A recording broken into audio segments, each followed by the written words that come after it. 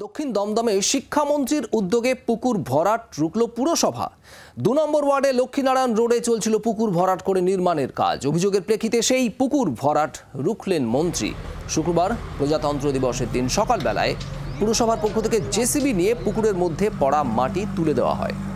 অভিযোগ, স্থানীয় councillor beauty Haldar ও তার স্বামী বিপ্লব হালদারের মদতেই প্রমোটার সুজন ঘোষের তত্ত্বাবধানে রাতের অন্ধকারে প্রায় ৮ কাঠা পুকুর ভরাট করে বহুতল নির্মাণের কাজ চলছিল।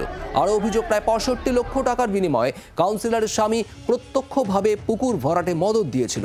স্থানীয়দের পক্ষ থেকে পুরসভায় অভিযোগ জানানো হয় এবং তারপরই রাজ্যের মন্ত্রী ব্রাত্য বসুর উদ্যোগে পুরসভার পক্ষ থেকেই এই পুকুর ভরাটের কাজ বন্ধ করে দেওয়া হলো।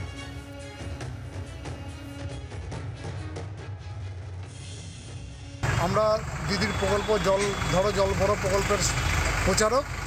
আমরা কখনোই চাই না কোনো পুকুর ভরাট হোক, কোনো কিছু ভরাট হোক। আমাদের মন্ত্রী ব্রাত্য বসু নিজে এই দায়িত্ব নিয়ে বসে আছেন এবং নিজেই বলেছেন যে কোনো সবাই ২ নম্বর ওয়ার্ড বা যে কোনো জায়গাতে কোনো ভরাটের পক্ষে আমরা নিই।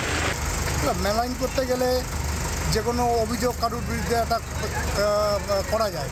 আমি আপনাদের সাহায্য চাই যে আপনারা সেই লোকগুলোর নাম বলুন যাদের এগেনস্টে আমরা ডিফরমেশন একটা ফাইল করতে পারি। কারণ এই ধরনের কথাবার্তা বলে ছড়িয়ে দিয়ে একটা ওয়ার্ডকে শান্ত ওয়ার্ড, যেখানে যে ওয়ার্ডে কাজ চারিদিকে কাজ কম হচ্ছে, কোনো গণ্ডগোল আজ পর্যন্ত এখন পর্যন্ত হয়নি, সেই ওয়ার্ডটাকে মেলাইন করবার জন্য এই ধরনের কথা ছড়িয়ে দিয়ে মানুষের মনে একটা বিরূপ প্রতিক্রিয়া সৃষ্টি করা, এটা আমরা বিপক্ষে।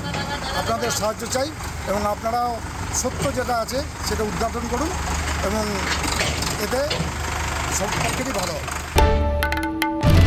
বাংলার আওয়াজ, বাঙালির আবেগ, জি 24 ঘন্টা।